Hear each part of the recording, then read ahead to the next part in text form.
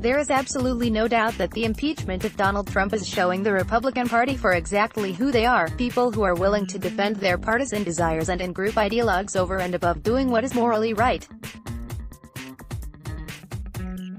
It is excruciatingly painful to see. In my opinion, Adam Schiff and the Democrat managers have done a really very good job at presenting their case and summarizing the arguments and counter-arguments. Adam Schiff's closing statement today was particularly good, and he proactively countered all of the Republican talking points and arguments. The big issue at the moment is whether or not more witnesses should be called, namely, John Bolton. This whole scenario has thrown up some hilarious rationalizations from the Republicans. And I would be interested to see what the diehard Republicans who comment on this blog offer as arguments against more witnesses being brought forward, most pressingly, John Bolton.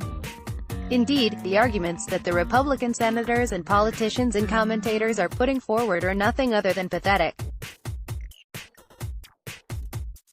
The primary one appears to be that it might make the case drag on a little bit longer. Well, whoop-de-doo. This is a legal procedure involving the most important man on the planet. He's being impeached. Why wouldn't you allow witnesses to be called forward for such a procedure?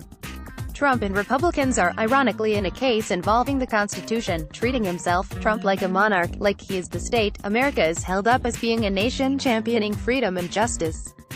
A fair trial is the bare minimum of what is expected. If you had any other legal case, from rape to embezzlement, and the prosecution and defense teams between them had to vote on whether or not witnesses could be called forward, where would the legal system be? Check this senator out below. I mean, the man starts off by saying that the decision as to whether John Bolton should be called forward depends on what state you're from. I'm thinking almost every Republican will not vote to have more witnesses because they're in a place where, from the state they're from, listening to their constituents, and where they interpret all the information, is they don't need that. Wow. In other words, partisan politics is defining the outcome of a legal case.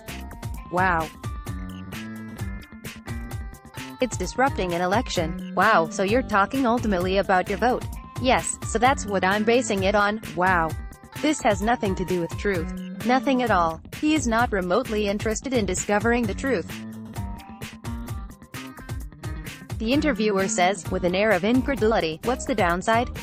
Why wouldn't you want to hear from John Bolton? His answer, this would lead to more witnesses. Where do you stop? If we're this polarized, we ought to worry how we're going to get round that. For legislation. What? This is incomprehensible ramblings. She asks, you don't want to hear it.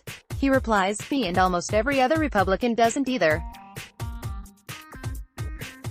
Almost everyone. Why, as a United States Senator, who is a judge, why wouldn't you want to hear from as many people as possible? His answer to this, convict or acquit.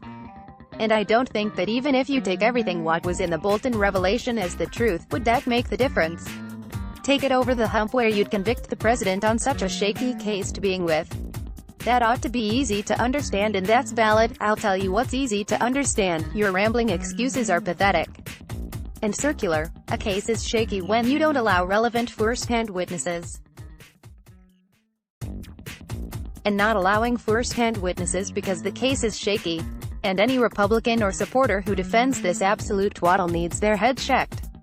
I challenge the usual suspects here to build their best case as to why Bolton should not be allowed to testify, given we are here, at an impeachment.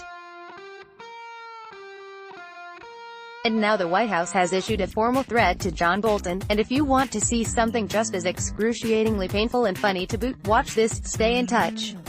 Like a tippling philosopher on Facebook, let's block ads. Why?